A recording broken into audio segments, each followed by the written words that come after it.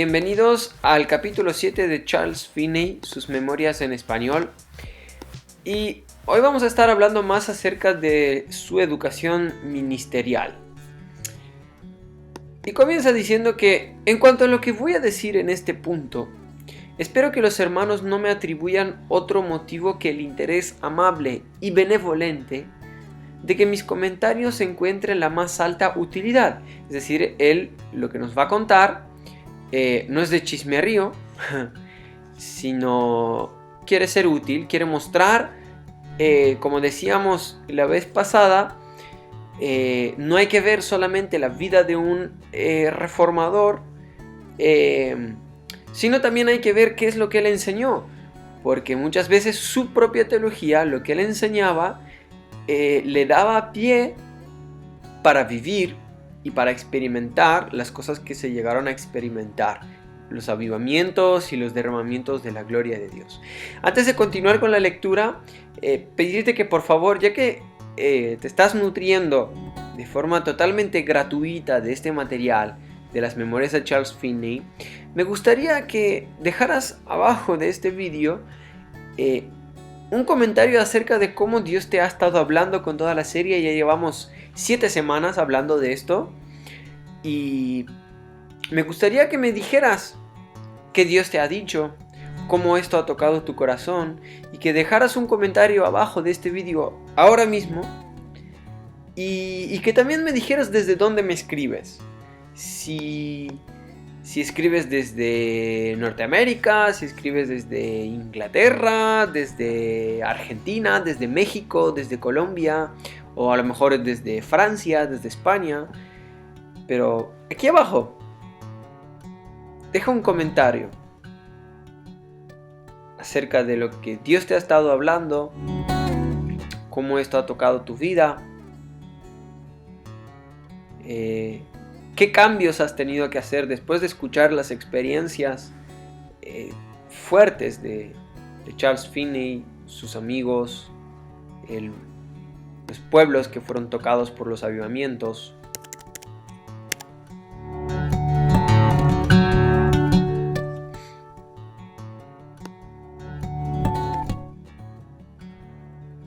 Bien, yo siempre he tomado la crítica de los hermanos como comprensión y les he dado crédito por sus buenas intenciones. Hoy ya soy un hombre viejo y muchos de los resultados de mis perspectivas y métodos les son conocidos al público. ¿Estaría fuera de lugar el que hablara con libertad acerca del ministerio con respecto a este tema? En respuesta a sus objeciones, algunas veces le respondí lo que un juez de la Corte Suprema me dijo del asunto. Miren las declaraciones tan curiosas del juez. Los ministros, o sea, los predicadores, no hacen uso del sentido común cuando se dirigen a la gente. Temen la repetición, usan un lenguaje que la gente común no entiende. No sacan sus ilustraciones de los intereses comunes de la vida. Escriben en un estilo demasiado elevado y leen sin repetición para no ser entendidos por la gente. Sin embargo, si los abogados fuesen a tomar ese mismo curso, se arruinarían ellos mismos y arruinarían sus causas. El juez añadió: cuando yo estaba en el tribunal, frente a un jurado de hombres respetables, daba por sentado que debía de repetir mis posiciones principales acerca del hecho. Esto es algo que debe hacerse siempre que haya seres humanos en la posición de jurados. Descubrí que a menos que lo hiciera y que ilustrara y repitiera y regresara una y otra vez a los puntos principales, aquellos puntos importantes de la ley y de la evidencia, debía de dar por perdida mi causa. Es decir, lo que está diciendo el juez es que él usaba la repetición de su posición para que el jurado, que era un jurado popular, formado por personas que desconocían las leyes, que no tenían un lenguaje muy cultivado, que muchas veces no entendían todo lo que se decía, pues lo que el juez o los abogados debían de hacer era ajustar su lenguaje a esa gente. Es decir, hacerse entender de forma fácil. Por lo tanto, tenían que usar ejemplos de la vida cotidiana. Este juez decía que el objeto de esto era hacer que las mentes de los jurados quedaran convencidas antes de que abandonaran sus sillas. Pero es más, en comunicación y en marketing hay muchos principios y entre ellos está el de la repetición. Ellos dicen, frase de Hitler y su publicista máximo, él decía que cuando repites muchas veces una mentira, al final se convierte en una verdad. Y eso es una táctica que hoy en día los gobiernos utilizan muy bien. Aquí en España estamos en plena campaña, bueno, todavía no está en plena campaña, pero estamos en la pre-campaña electoral. Y es muy gracioso ver al presidente en funciones, ya, el presidente del gobierno, decir tantas barbaridades y tantas mentiras. Decir como que España es la primera economía de Europa, somos los que más crecemos, no nos hemos dejado a nadie en el camino, y cosas por el estilo. Él también decía ser el presidente que más salía en los medios de comunicación, que más que más daba la cara, por así decirlo. Y mentira más grande que esa no pudo haber dicho. Bueno, continuamos. Este juez decía que el objeto de esto era hacer que las mentes de los jurados quedaran convencidas antes de que abandonaran sus sillas, pues la idea no es hacer un discurso que apenas puedan entender, ni el permitirse hacer ilustraciones completamente fuera del alcance de sus percepciones, ni siquiera hacer una exhibición de nuestra capacidad de oratoria para luego dejarles ir. Nuestra intención era que se decidieran por un veredicto, por lo tanto debíamos hacernos entender, debíamos convencerles, y si tenían prejuicios, debíamos vencer esos prejuicios, y si tenían dudas acerca de la ley, debíamos hacerles entenderla y establecerla en sus mentes. En resumen, sigue hablando el juez, esperábamos obtener un veredicto y obtenerlo en ese momento, para que cuando se reuniesen y a deliberar y ponerse de acuerdo acerca de lo evidente, que nos habían comprendido. Buscaban que los comprendieran, que habían sido convencidos por los hechos y los argumentos que les habíamos presentado, y por último que les habíamos convencido, o sea, buscaban que los entendieran y convencer. Si no nos esmerábamos en urgir cada pensamiento, cada palabra y cada punto a la total comprensión, de tal modo que fueran parte de sus convicciones, sabíamos que perderíamos el caso. Debemos vencer sus prejuicios, debemos vencer su ignorancia, incluso debemos tratar de vencer sus intereses personales en contra de nuestro cliente, en caso de que estos intereses existieran. El juez también dijo, si los ministros hicieran esto, los efectos de su predicación serían completamente diferentes a los que tienen ahora. Ellos se sumergen a sus estudios y escriben sermones, luego van a sus púlpitos a leerlos. Mas aquellos que los escuchan apenas lo comprenden. Utilizan muchas palabras que no entenderán, sino hasta que lleguen a sus hogares y les busquen en un diccionario. Los ministros no se dirigen a la gente esperando convencerles y obtener su veredicto a favor de Cristo en ese mismo momento. Esto no es su objetivo. Más bien parecen buscar la creación de producciones literarias y demostrar su gran elocuencia y el uso elegante que hacen del lenguaje. Por supuesto, no pretendo recordar después de tanto tiempo, habla Charles, las palabras exactas usadas por el juez, mas aquí he anotado sus afirmaciones en sustancia, según me las dijo en ese momento. Frecuentemente les he dicho estas palabras a los ministros. Es decir, el juez le dijo, nosotros en un juzgado lo que buscamos es que la gente que no entiende de leyes nos entienda y los podamos convencer. Y en las iglesias vosotros, los predicadores, habláis en un lenguaje que nadie entiende. Y yo tampoco, según el juez, comprendo muy bien cuál es vuestro fin, porque si hablarais como para todos, convenceríais a la gente, las llevaríais a Cristo. pero vosotros os queréis lucir. Y por eso escribís terribles mensajes que luego no entiende nadie. Jamás cobijé el menor de los resentimientos, dice Charles, hacia mis hermanos por la dureza con la que me trataron tantas veces. Sabía que deseaban ansiosamente que yo hiciera lo que les parecía lo mejor, y sinceramente suponían que había mucho más bien y mucho menos mal en si adoptara sus perspectivas. Sin embargo, yo era de una opinión diferente. Podría mencionar muchas situaciones que ilustrarían las perspectivas de los ministros y la forma en que solían tratarme en reprenderme. Por ejemplo, cuando estaba predicando en Filadelfia para el Dr. Hewitt, el celebrado agente antialcohol de Connecticut fue a escucharme predicar y quedó indignado ante la forma en la que yo había denigrado la dignidad del púlpito.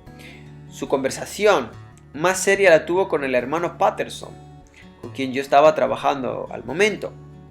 Hewitt insistió en que no se me permitiera predicar hasta que no hubiera recibido educación ministerial, y que debía cesar mis labores e ir a Princeton para aprender teología y así adquirir mejores perspectivas acerca de la forma en la que el evangelio debe ser predicado. Sin embargo, el hermano Patterson no le dio mucho consuelo, pues lo que hizo fue hablarle de la forma en la que son educados los ministros, de sus perspectivas y de cómo en comparación con los resultados manifiestos de mis métodos, los de los ministros dejaban mucho que desear. Es decir, le hizo un contraste. Este señor Patterson, que trabajaba con Charles Finney, le dijo al doctor Hewitt, le dijo: bueno, tú dices que él no predica bien, pero mira sus resultados. Y estos que predican tan bien, mira los resultados de ellos. No deseo que quede en ninguna mente la impresión de que yo pensaba que mis perspectivas y mis métodos eran perfectos, pues no es así. Estaba consciente de que era tan solo un niño y de que no había disfrutado las ventajas de las altas escuelas de aprendizaje. Tan consciente estaba de la carencia de semejantes calificaciones capaces de hacerme aceptable, especialmente a los ministros, que le temía a la gente de los lugares populosos. Es decir, le habían metido así de tú hablas mal y bueno, denigras el púlpito, que por un momento quizás no le gustaba ir a predicar a sitios con gente así de clase, y jamás tuve ambición o propósito de ir a lugares que no fueran nuevos asentamientos o sitios en donde se careciera del evangelio. Es decir, él iba a abrir brecha, en realidad. Iba a sitios donde no había iglesias, donde la obra estaba descuidada.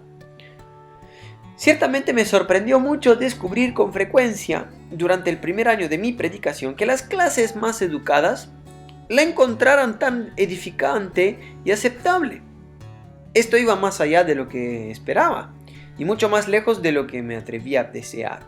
Siempre me preocupé de mejorar aquello en lo que notaba que me encontraba en el error.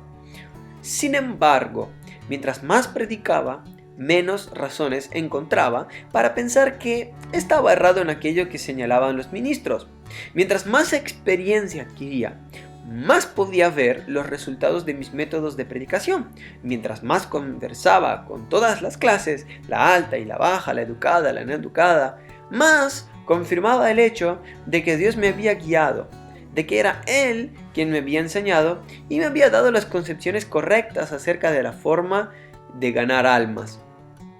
Digo que Dios me enseñó, y sé que debe de haber sido así, pues ciertamente jamás me hubiera sido posible obtener tales nociones de un hombre.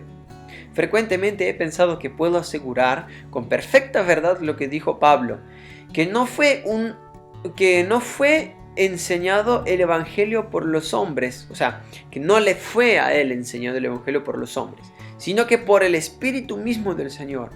Y este evangelio Me fue enseñado por el Espíritu del Señor en una manera tan clara y fuerte que ninguno de los argumentos de mis hermanos ministros, con los que tan frecuentemente y persistentemente se me presentaban, tenía en mí el menor impacto. Menciono esto porque estoy obligado a ello, pues aún tengo la solemne convicción de que en gran medida las escuelas están arruinando a los ministros.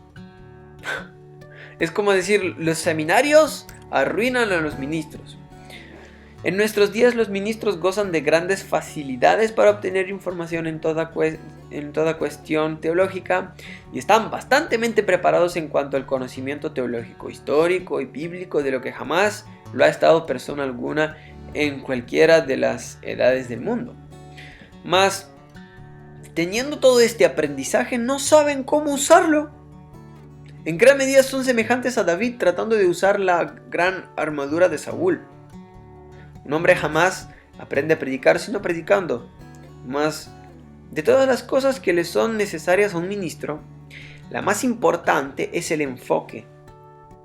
Si su preocupación está en granjearse o en crearse una reputación o en asegurar sus necesidades ministeriales, alcanzará muy poco. Es decir, lo que está diciendo es, si lo que un predicador quiere es extender su propio reino y no el reino de Dios, pues a poco llegará. Hace muchos años atrás, un amado pastor a quien conocía abandonó su hogar por causa de su salud y mientras estaba ausente dejó en su púlpito a un joven que estaba recién salido del seminario. Este joven escribió y predicó los sermones más espléndidos que pudo. Finalmente, un día la esposa del pastor se aventuró a decirle: «Usted está predicando por encima de la cabeza de nuestra gente. Ellos no entienden su lenguaje ni ilustraciones. Está llevando demasiado de su aprendizaje al púlpito». A lo que el joven le respondió: «Yo soy un hombre joven que está cultivando un estilo. Me estoy preparando para ocupar un púlpito y rodearme de una congregación cultivada. No puedo descender al nivel de su gente. Debo cultivar un estilo elevado». Bien, desde entonces, sigue Charles, he mantenido a este joven en mis pensamientos y en el foco de mi mente. Que yo sepa, no ha muerto aún, y sin embargo jamás he visto su nombre relacionado a ningún avivamiento, a ninguno de los grandes avivamientos que hemos tenido cada año desde entonces. Tampoco tengo esperanzas de verlo a menos que sus perspectivas hayan sido radicalmente cambiadas, y a menos que se dirija a la gente desde un punto de partida totalmente distinto y a partir de motivos completamente diferentes. ¿Cuál es tu motivo? ¿Cuál es tu motivación de hacer las cosas? ¿Cuál es tu motivación de hacer cosas para Dios? ¿Cuál es tu motivación de predicar? ¿Extender tu propio reino o el reino de Dios? Si es extender el reino de Dios, quizás como iglesia deberíamos buscar más la unidad. Si es extender tu propio reino, pues entonces no cambies. Hazlo a tu manera. De hecho, si los ministros tuvieran enfoque y la intervención y la intención de alcanzar y llevar a la salvación a la gente, sentirían la necesidad de ser comprendidos. Cuando tú hablas por la necesidad de satisfacer tu ego o de acallar tu conciencia, o hablas con la intención de producir algo en la gente, de que la gente te entienda, de que la gente sea tocada por Dios, de que la gente sea transformada por Dios. Cuando buscas un mensaje, cuando estás escribiendo un mensaje, lo haces por, por provocar, por levantar aplausos en la gente, o lo haces esperando la transformación del lugar. Si los ministros tuvieran un enfoque y la intención de alcanzar y llevar salvación a la gente, sentirían la necesidad de ser comprendidos. No estarían satisfechos de enamorar a la multitud con su grandilocuencia y su espléndida educación, con su labia, sino que se pondrían a su nivel y tratarían de entender su lenguaje y acomodar su discurso a sus capacidades y posiciones, a sus modos de pensamiento y lenguaje. Puedo mencionar ministros que aún viven, aunque viejos como yo, o sea, no como yo, como Charles Finney, y se sentían terriblemente avergonzados de mí cuando empecé a predicar, porque me veía tan indigno del púlpito, usando un lenguaje tan común, dirigiéndome a la gente en forma tan directa y hablándole de tú, y porque no me importaba tanto el adorno del idioma o mantener la dignidad del púlpito. Sin embargo, he escuchado más frecuentemente por otros de este desagradado. Sin embargo, he escuchado más frecuentemente por otros de este desagrado que por los mismos ministros diciéndomelo de frente. En este punto quiero que se entienda, particularmente que por lo general, si no todas las ocasiones, aquellos ministros fueron honestos, mostrando la genuina solicitud por hacerme más útil. Ellos por supuesto realmente creían que sus perspectivas estaban correctas, y las mías equivocadas. Sus comentarios no se debían a ninguna disputa que tuvieran conmigo como hombre o como cristiano.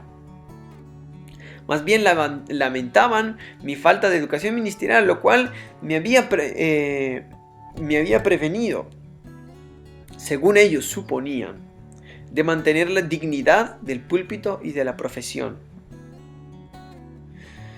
Estos eran hermanos queridos, siempre les tuve los mayores afectos, y no creo haber sentido jamás molestia alguna o enojo por lo que me decían. Tampoco me sorprendía lo que pensaban, pues desde el principio estuve consciente de que iba a encontrarme con tal oposición, de que había una gran distancia entre nuestras formas de pensamiento, así como también la había entre nuestras prácticas. Rara vez sentía que era parte de ellos, o que realmente ellos consideraban que perteneciera a su fraternidad, o hoy en día a su denominación. Yo era un abogado de formación, salí de una oficina jurídica a un púlpito, y le hablaba a la gente de la misma manera en la que le hubiera hablado a un jurado. Todo esto era absolutamente contrario a la forma en la que ellos habían sido educados, a todas sus posturas y sus sentimientos. Por supuesto, yo era un pájaro extraño, un extranjero, incluso un hombre que había llegado al ministerio sin haber surgido de un curso regular de entrenamiento.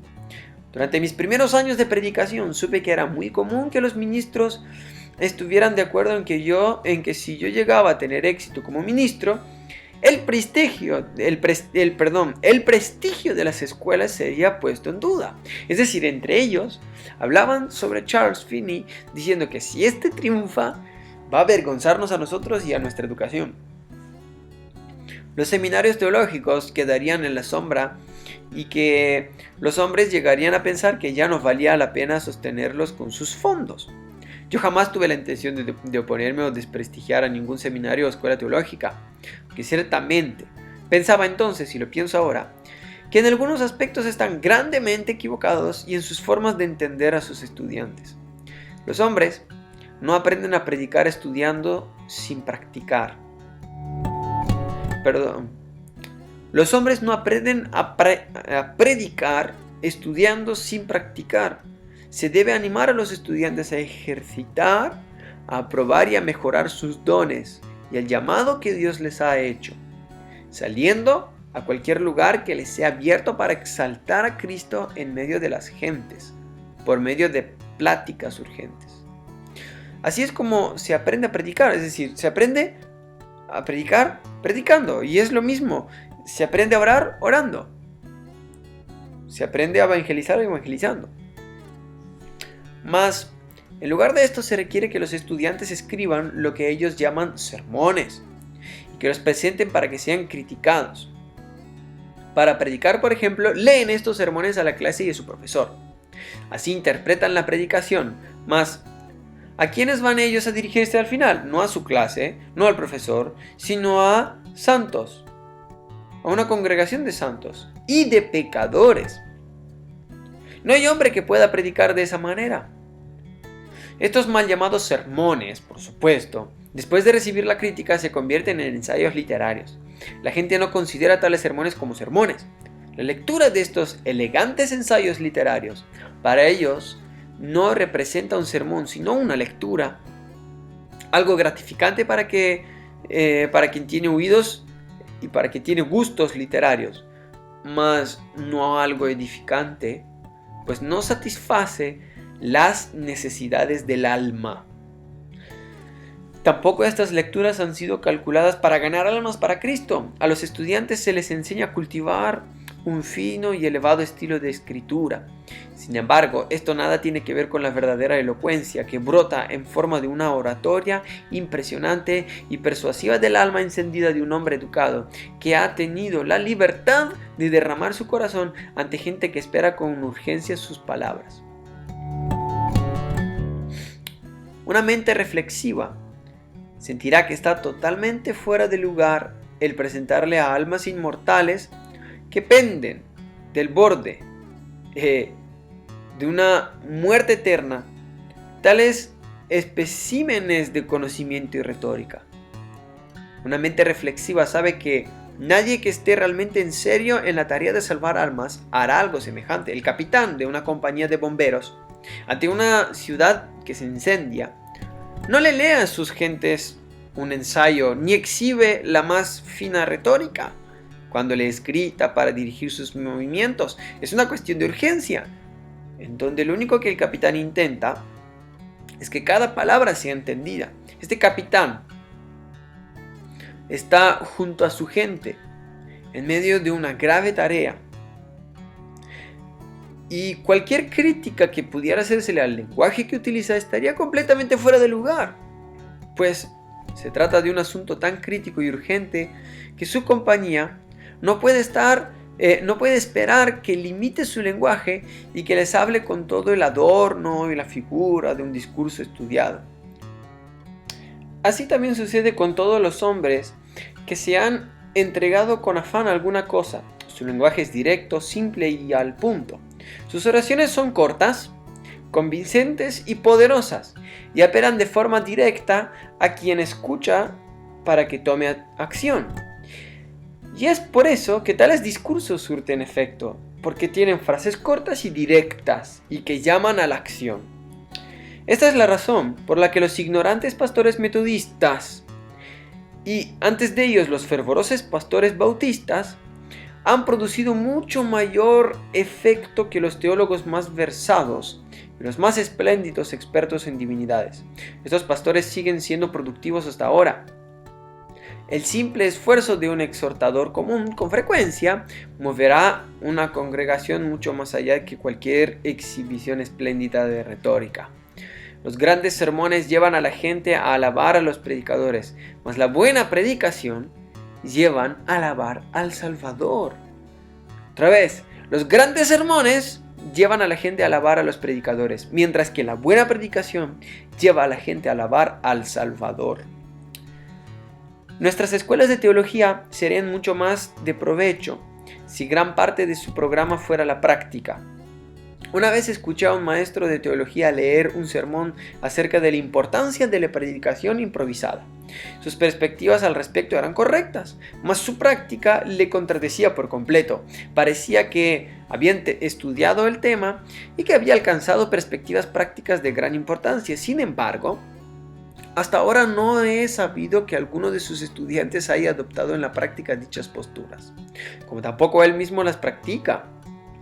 He sabido que este maestro ha dicho que si él fuese a empezar su vida de predicador nuevamente, ejercería su profesión de acuerdo a sus perspectivas actuales, que lamenta que su educación haya estado equivocada a ese respecto y que consecuentemente sus prácticas también hayan sido erróneas. En nuestra escuela, nuestros alumnos han sido dirigidos, debo aclarar que no por mí, a pensar que deben escribir sus sermones, y muy pocos de ellos, a pesar de todo lo que yo podría decirles, tienen el coraje de lanzarse y comprometerse a tal predicación improvisada. Se les ha repetido una y otra vez: no se les ocurra imitar al señor Finney. Ustedes no podrán ser señores Finney. A los ministros no les agrada el ponerse de pie y el hablar a la gente lo mejor que pueden, y así hacer el hábito de aprender a hablarles al público.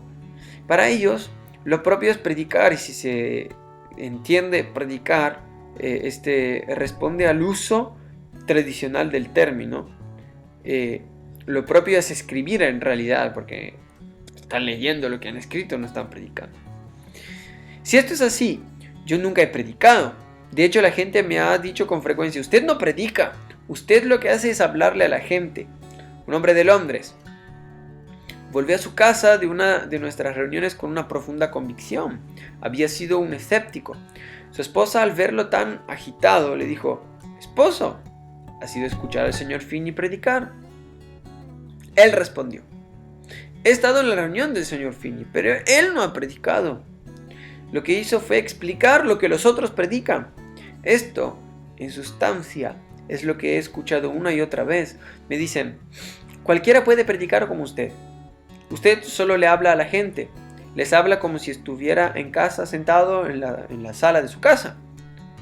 Otros han dicho: lo suyo no parece predicación. Es más, es como si el señor Finney me hubiera llevado a solas y estuviera conversando conmigo cara a cara.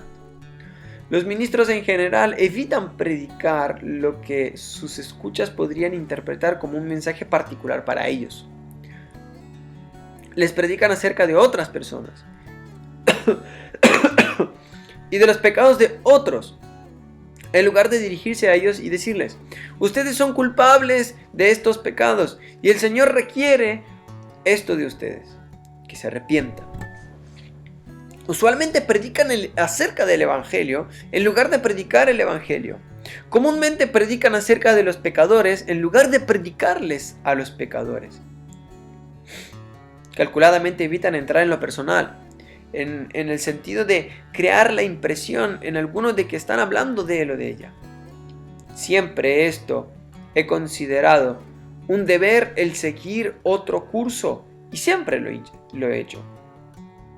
He tratado de hacer que toda persona presente sienta que me refiero a él o a ella. Y usualmente he dicho: no piensen que estoy hablando de alguien más. Estoy hablando de usted y de usted.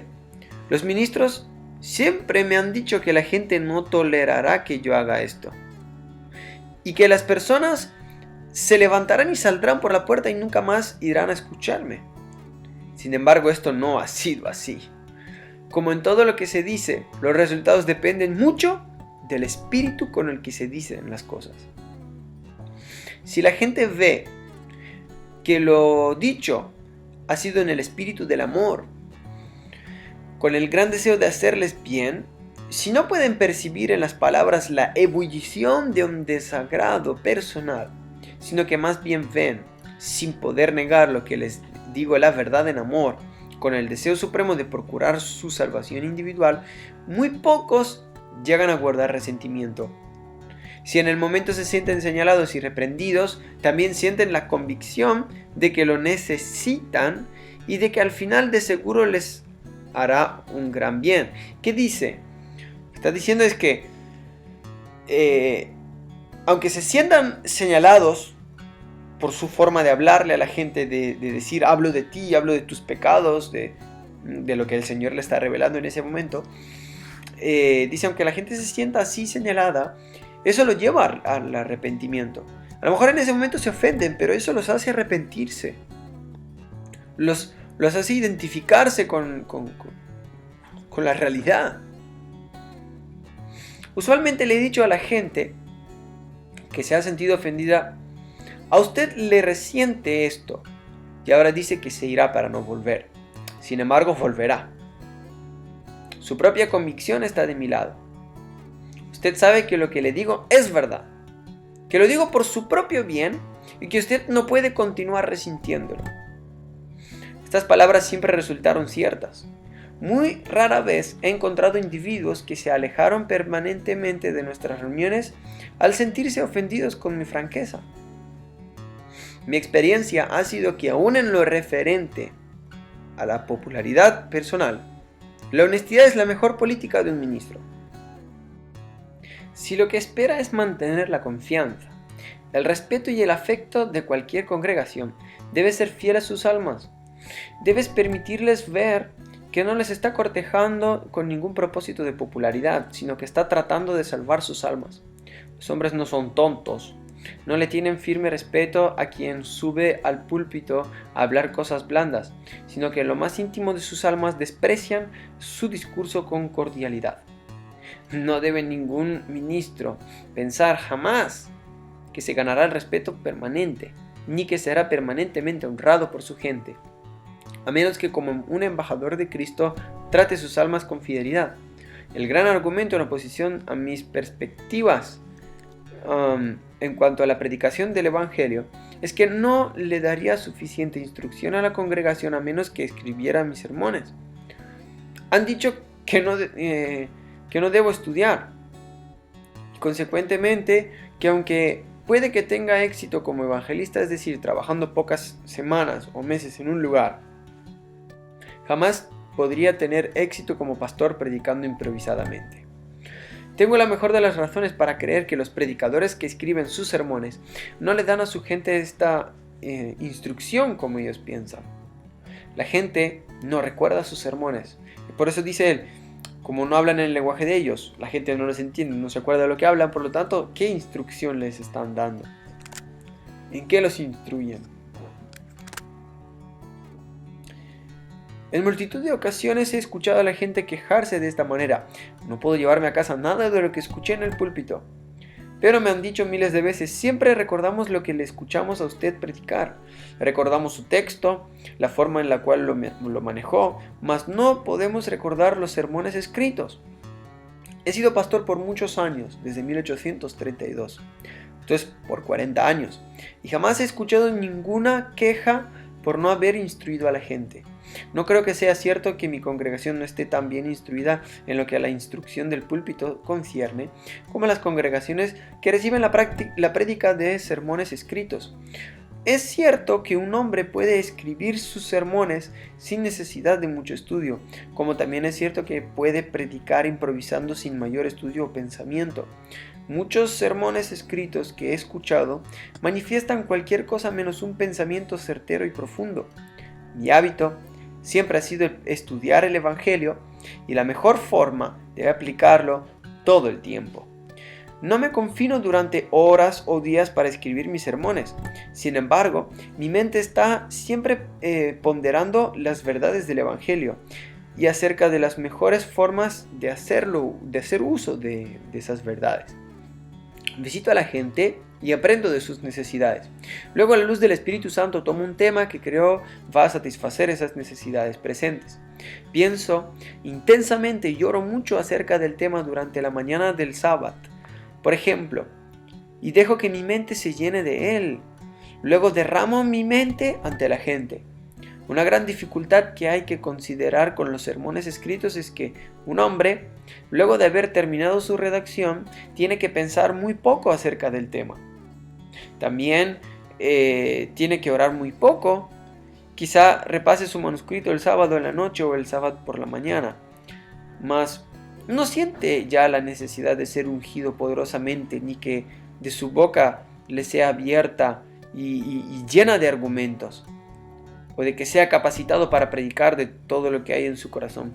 El hombre que hace esto está en reposo. Solo tiene que usar sus ojos y su voz para predicar a su manera, y esto es leer el sermón que ha escrito. Puede que este sermón se haya escrito hace años, o escrito por un ministro, palabra por palabra a lo largo de la semana, mas ya en el día del sábado carece de frescura. Este sermón no sale necesariamente nuevo y fresco como un mensaje ungido de Dios para su corazón, por medio de su corazón a la gente. Estoy preparado para afirmar solemnemente que he escuchado mucho más por el hecho, Estoy preparado para afirmar solemnemente que he estudiado mucho más por el hecho de no haber escrito mis sermones. He estado obligado a hacer familiares a mi mente los temas que he predicado, a llenar mi mente de ellos y luego hablárselos a la gente. Sencillamente anoto los puntos principales que deseo explicar en la forma más breve que me sea posible y en un lenguaje que tal vez nunca usaré en el momento de la predicación. Simplemente anoto el orden de mis preposiciones y de las posiciones que pretendo tomar. Hago un diagrama de las observaciones y las inferencias a las que he llegado. Sin embargo, a menos que los hombres estén dispuestos a intentar este sistema, a menos que empiecen a hablarle a la gente lo mejor que puedan, manteniendo sus corazones llenos de la verdad y del Espíritu Santo, jamás podrán convertirse en predicadores que improvisen. Creo que media hora de discurso fervoroso a la gente, de semana a semana y de tiempo en tiempo, si el discurso es puntual, directo, fervoroso, lógico, puede instruir a la gente mejor que 2 elaborados sermones de aquellos que preparan, los que se los leen a sus congregaciones el sábado. Creo que la gente recordará mucho más lo que se dijo, estará más interesada en el tema y se lo llevará consigo para ponderarlo en mucha más medida de lo que haría si hubiera recibido un elaborado sermón escrito. Hace poco hablé del método que he adoptado en años recientes para prepararme para el púlpito. Cuando empecé a predicar y por cerca de los 12 primeros años de mi ministerio no escribía ni una palabra y comúnmente estaba obligado a predicar sin ninguna preparación, exceptuando la que había recibido en oración. Muchas veces fui al púlpito sin saber sobre qué texto debería hablar o alguna palabra que debía decir. Dependía de la ocasión y del Espíritu Santo para sugerirme el texto y para que abriera mi mente todo el tema. Ciertamente en ninguna parte de mi ministerio he predicado con tanto éxito y poder como cuando lo hacía de esta manera. Si no predicaba por inspiración, no sabía cómo predicar. El que el tema se abriera en mi mente de forma sorprendente para mí era una experiencia común y lo ha continuado siendo a lo largo de mi vida ministerial. Es como si pudiera ver con una claridad intuitiva exactamente lo que debía decir. Pelotones completos de pensamientos, palabras e ilustraciones llegaban a mí tan rápido como se me fuera posible pronunciarlas. Cuando recién empecé a elaborar esquemas, los hacía después y no antes de la prédica. Esto lo hacía para preservar la línea de pensamiento que me había sido dada en ocasiones como las que he mencionado. Descubrí que cuando el Espíritu de Dios me había dado una perspectiva muy clara de determinado tema, no podía retenerlo después de predicar para poder usarlo en otra ocasión, a menos que anotara los pensamientos en un diagrama. Sin embargo, después de todo, nunca he sido capaz de usar antiguos esqueletos en toda su extensión cuando predico, sino que me es necesario remodelarlos y tener una perspectiva nueva y fresca dada por el Espíritu Santo. Casi siempre obtengo mis temas de rodillas en oración y ha sido una experiencia común para mí que al recibir un tema de parte del Espíritu Santo se produzca en mi mente una impresión tan fuerte como para hacerme temblar, haciéndome muy difícil el escribir. Cuando los temas me son dados de tal modo que siento que atraviesan mi alma y mi cuerpo, puedo en pocos minutos elaborar un esqueleto que me permite recordar las perspectivas presentadas por el Espíritu. Siempre he encontrado que estos sermones impactan grandemente a la gente. Algunos de los sermones más reveladores que he predicado en Oberlin me fueron dados después de que se sonara la campana de la iglesia. Y fui obligado a ir a la reunión a derramarlos desde el corazón, sin haber escrito más que el más breve de los esqueletos, que muchas veces no cubrió ni la mitad de todo lo que trató mi sermón. Esto lo digo no por presumir, sino porque es un hecho, y con la intención de darle la gloria a Dios, y no a ninguno de mis talentos personales. Nadie debe pensar que estos sermones calificados como poderosos fueron producto de mi cerebro o de mi propio corazón, independientemente de la asistencia del Espíritu Santo. Estos sermones no fueron míos, sino del Espíritu Santo que habita en mí. Aquí hago un paréntesis. Cuando empecemos a leer sus sermones y su teología, él lo que está es diciendo que sus sermones todos eran inspirados en el momento. Y no una inspiración, no, me vino la inspiración, no, sino inspirados por el Espíritu Santo. Tampoco nadie debe pensar que digo esto presumiendo de una inspiración superior prometida para los ministros, o de una inspiración que los ministros tengan derecho a esperar. Pienso que todos los ministros, llamados por Cristo a la predicación del Evangelio, deben estar en tal sentido sentido, inspirados como para predicar el Evangelio con el Espíritu Santo enviado desde el cielo. ¿Qué si no? Esto quiso decir Cristo cuando dijo: id y haced discípulos a todas las naciones. Y aquí yo estaré con vosotros siempre hasta el fin del mundo. ¿Y qué quiso decir cuando habló del Espíritu Santo diciendo: tomará de lo mío y se los hará saber?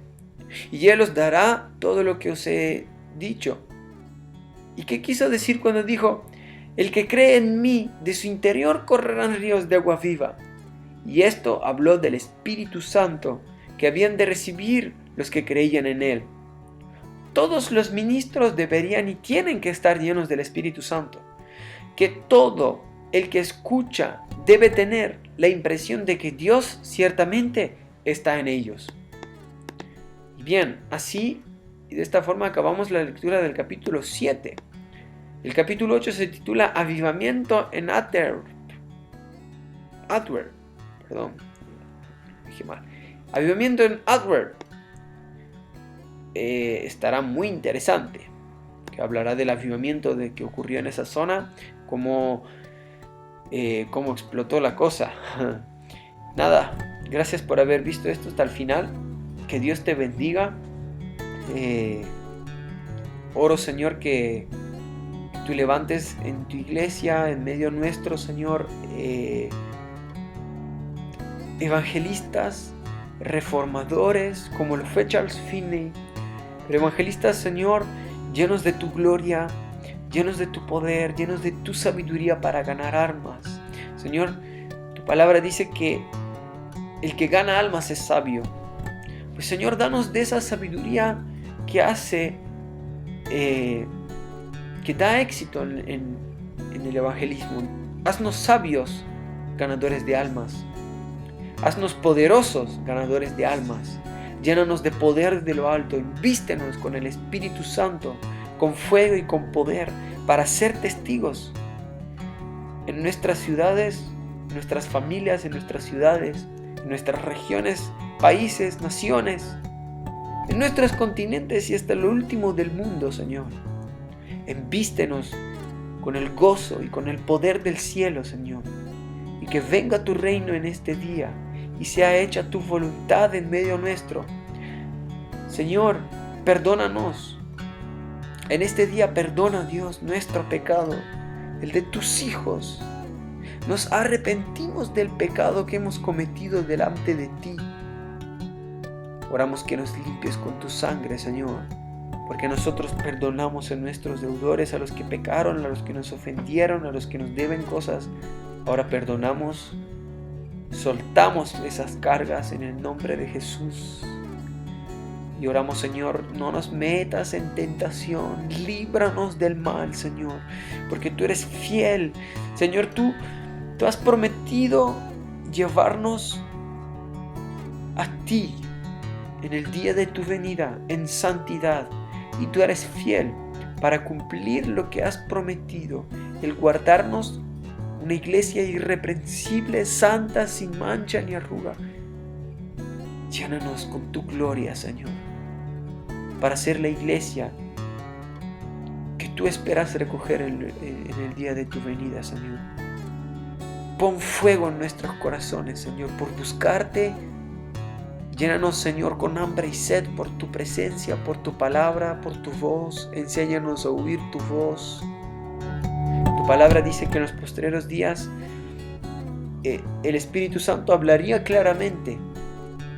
Y en los postreros días tú derramarías tu Espíritu sobre toda carne.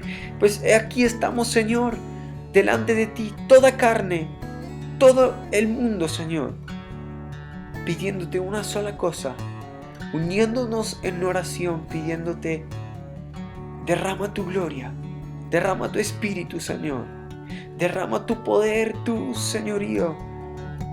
Extiende tu mano para hacer milagros, Señor, sobre tu iglesia, para ser testigos del Evangelio del Reino, no con palabras, sino con demostración del Espíritu Santo. En el nombre de Jesús oramos, Señor.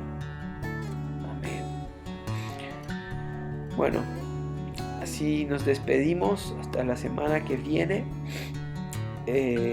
recordarte que por favor dejes un comentario abajo de cómo esto ha bendecido tu vida. Y también déjame un comentario diciendo de dónde escribes. Bueno, que Dios te bendiga. Hey, gracias por haber visto este video hasta el final. Me despido hasta la próxima. Y no olvides suscribirte en este canal para recibir más recursos que inspirarán tu vida y tu relación con Dios.